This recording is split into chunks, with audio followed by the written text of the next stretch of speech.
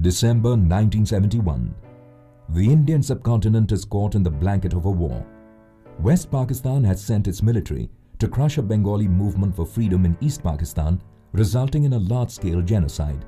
This triggers a call for help from the locals to its neighbor India, and a large-scale refugee crisis happens.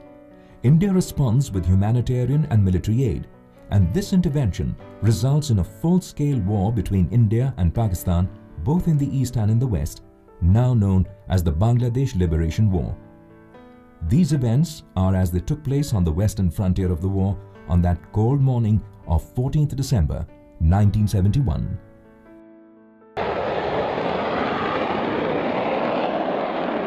A formation of Pakistan Air Force F-86 Sabres takes off from Peshawar Air Force Base and heads east towards India.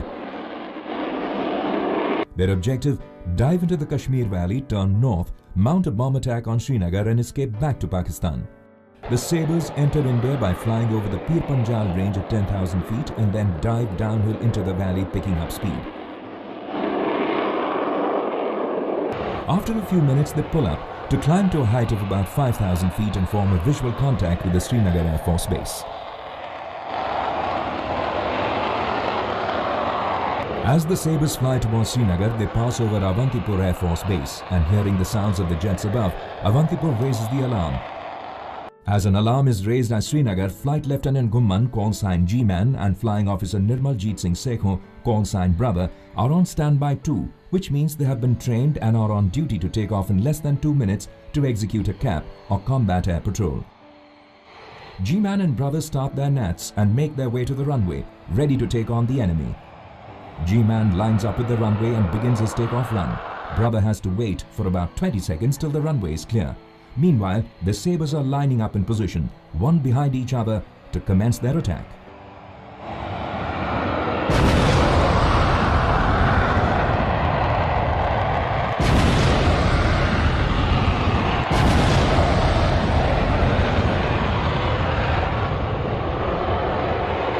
Shekon immediately lines himself behind the two Sabres which just overshot him, and the chase begins.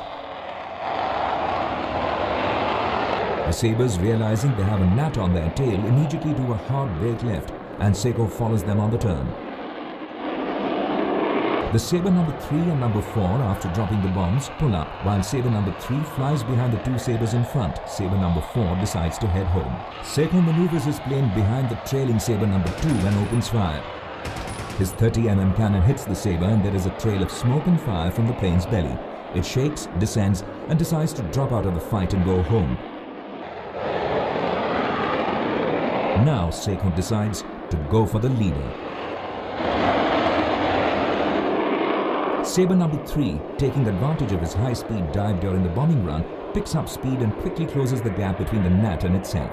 Shekon dodges the bullets of his enemy while keeping behind the lead Sabre and not letting him out of his sight. The trailing Sabre shoots his gun empty, failing to take a hit on Shekon, and with no more ammunition to last the battle, drops out and escapes away. Shekon, now free from the danger behind him, levels, drops his tanks, and with fresh vigor goes after Sabre number 1.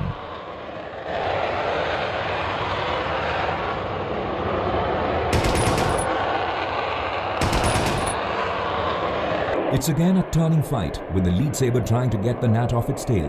While Shekon closes in on the distance, he brings in the lead Sabre in his kill zone. And then with his 30mm cannon starts inflicting damage. The lead Sabre pilot panics and gives an SOS call for help.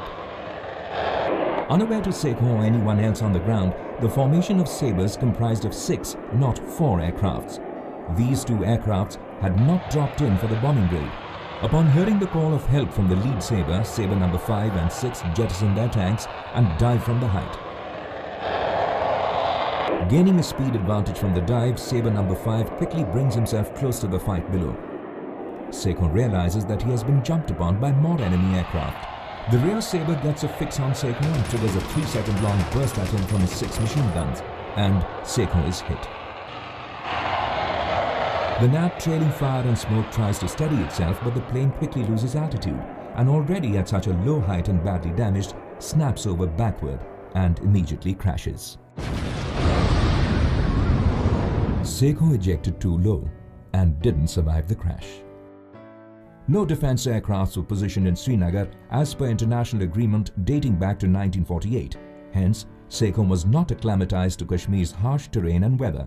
Yet, he and his colleagues fought successive waves of enemy attacks with extreme valor, with him ultimately sacrificing his own life in the defense of Srinagar. For this selfless act of heroism, Flying Officer Nirmal Jit Singh Shekon was awarded the highest honor of bravery in the Indian military, the Param Vir Chakra. As per the citation of the award, the sublime heroism, supreme gallantry, flying skill and determination, above and beyond the call of duty, displayed by Flying Officer Shekon in the face of certain death, set new heights to Air Force traditions. The war came to an end 2 days later, resulting in the birth of a new country, Bangladesh, when the Pakistan Army surrendered unconditionally.